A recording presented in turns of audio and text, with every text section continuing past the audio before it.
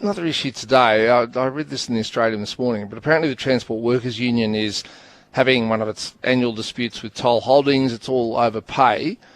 But according to the Australian newspaper, the TWU is threatening to cripple food and fuel supplies across Australia. And they'll do this by taking strike action shortly.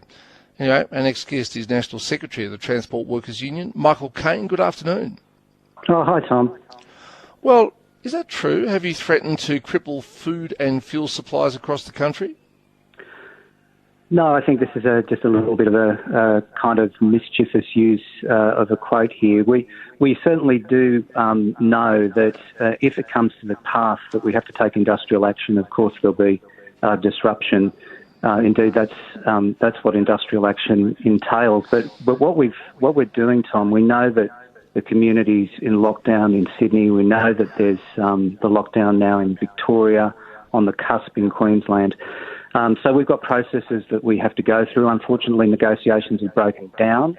And so we're using this period of time, these few weeks, to go through the process of balloting our members. We've made an application to the Fair Work Commission to ballot our members to see what their views are about what Toll has put forward, which is really an attack on their job security. This is not about wages. It's about pushing work from these good, secure jobs that these workers have fought for all of these years to outsourcing and to substandard rates of pay. And in transport, we've shown that's deadly.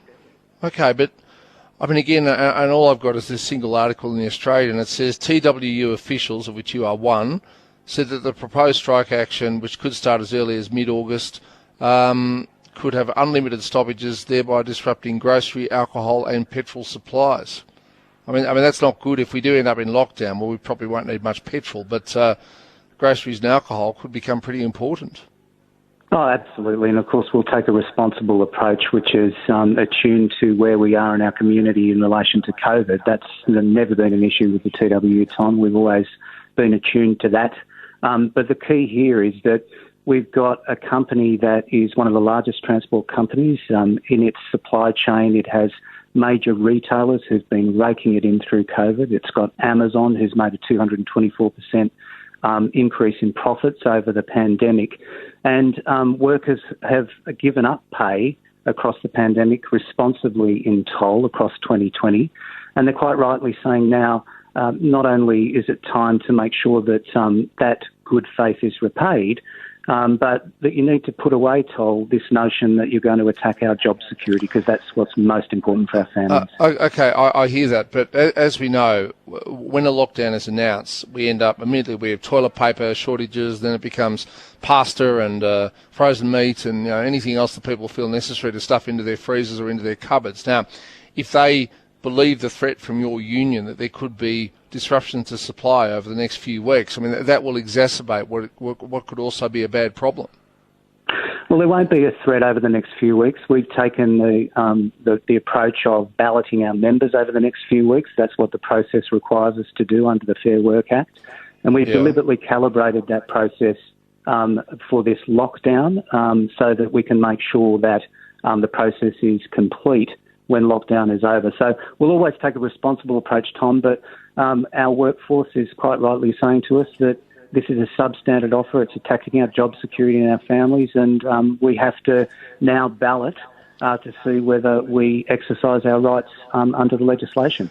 Okay, but just so we're absolutely clear, while there is a lockdown in either New South Wales or in Victoria or indeed anywhere else, you will not restrict the supplies of groceries, petrol or indeed other goods?